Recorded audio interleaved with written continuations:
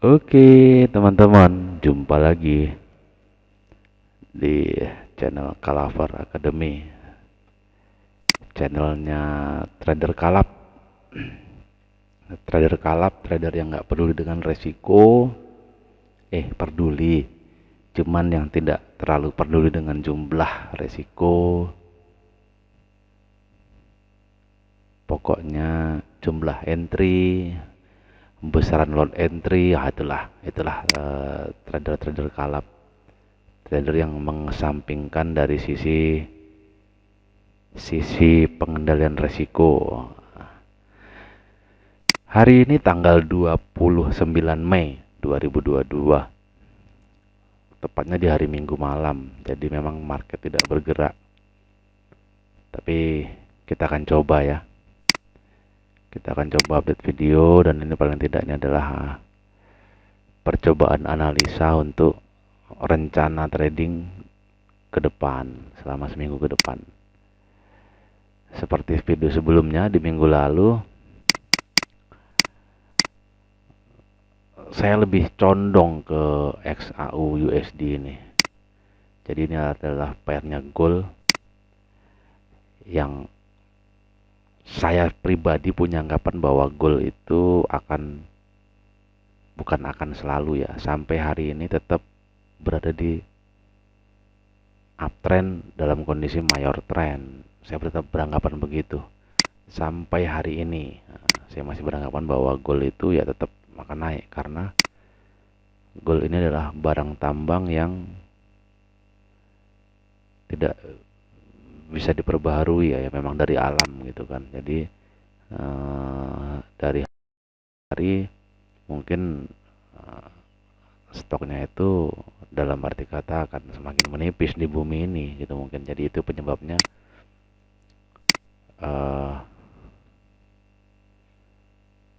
harganya cenderung naik. Itu anggapan pribadi. Jadi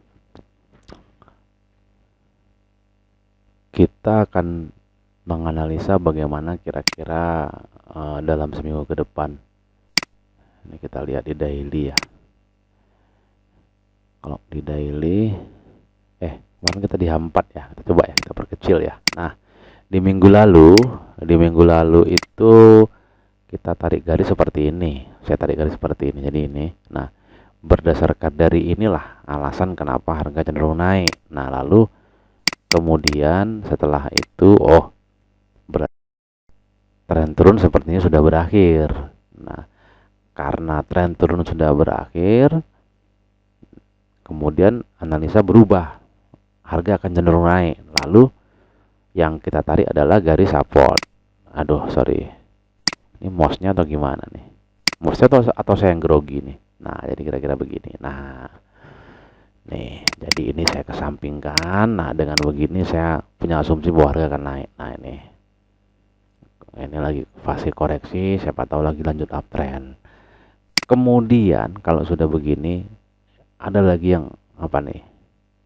Ini ya, apa namanya? Saya nggak apal namanya. Equidistant channel. Nah, di sini nih kita coba pakai ini ya. Nah, kira-kira begini. Nah, tinggal kita sesuaikan, mungkin penyesuaiannya ini mungkin di areal ini ya, atau areal ini, atau bahkan bila perlu areal kayaknya ya. Nah, nih. Nah, cenderung sama ya, hanya ini sedikit yang agak naik keluar dari equidistant. Nah, jadi dengan kondisi ini, kemungkinan seminggu ke depan saya masih akan terus berburu posisi buy untuk pair ini. Sederhana gini aja. Nanti sampai ke H1, sampai ke M30, bahkan untuk entry kadang-kadang saya sampai ke M5 gitu kan. Nah, tinggal mencari areal yang tepat untuk entry buy. Secara teknikal kapan gitu loh, secara teknikal itu kapan kita mau entry, itu mencarinya saat teknikal. Biasanya kalau fundamental itu menjawab kenapa harga bergerak, itu fundamental yang menjawab. Oh, karena kondisi ekonomi negaranya sedang bagus atau gimana, karena pergerakan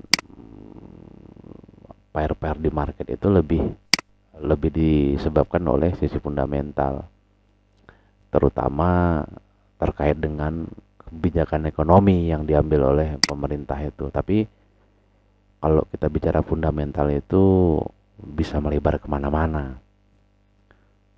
Jadi dan cenderung fundamental itu sulit gitu loh, terkesan sulit. Jadi kenapa lebih banyak trader yang menggunakan analisa teknikal saja, termasuk saya. Tapi fundamental saya jadikan bahwasanya referensi bahwa mungkin ketika rilis berita, rilis data seperti ini pergerakan kayaknya akan lumayan nih. Nah, situ. Kenapa bergerak? Karena itu. Nah, kapan idealnya untuk entry ya itu nanti ke sisi. Jadi jelas, ini cukup jelas. Untuk minggu depan saya akan cenderung untuk mencari buy di gold. Di minggu lalu juga begitu sih. Dominasi entry saya di posisi gold.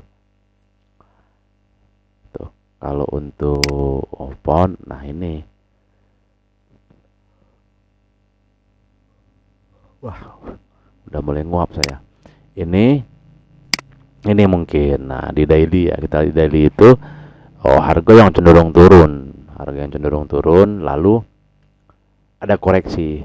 Nah, ini ada resisten di sini, pas di sini. Nah, sempat harga keluar break area resisten tapi tidak out, karena di closing candle daily itu harga ternyata tutup di bawah resisten. Jangan harga bergerak turun lagi, jangan. Lalu di euro, nah euro ini sedikit menarik nih.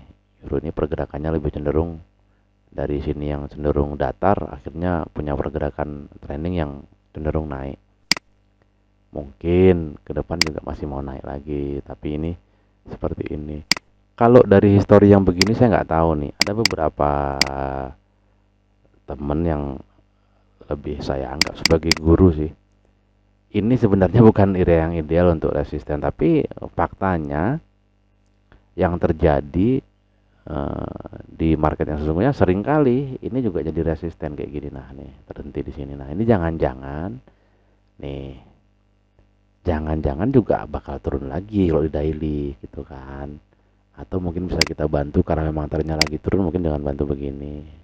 Nah, seperti inilah mungkin kan. Nah, harga masih turun. Nah, siapa tahu minggu depan. Tapi fokus sepertinya di gold untuk minggu depan. Ini jauh lebih menarik kayaknya nih. Buat saya ini jauh lebih menarik. Nah, terutama kalau kita penggunaan equidistant channel tadi itu nih, sepertinya betul-betul menarik nih buat saya nih. Nah, kira-kira gini lah. Siapa tahu akan bergerak ke atas sana. Dan untuk rilis data kalau nggak salah nanti di hari Jumat depan ada rilis NFP. Cuman nggak tahu, entah beberapa tahun, setahun 2 tahun terakhir ini NFP juga tidak begitu menarik pergerakannya. Atau mungkin karena datanya terlalu datar atau gimana, kita nggak tahu. Ya itulah sentimen pasar, kita nggak tahu ya. Cuman biasanya NFP itu pergerakannya lumayan. Jadi saya rasa itu aja untuk minggu depan.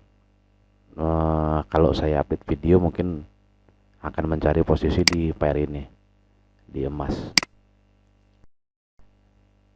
Buat teman-teman yang belum subscribe, boleh di subscribe biar lebih semangat lagi saya update videonya. Kita tunggu minggu depan gimana kondisi market. Cukup sekian. Terima kasih yang udah nonton. Selamat malam.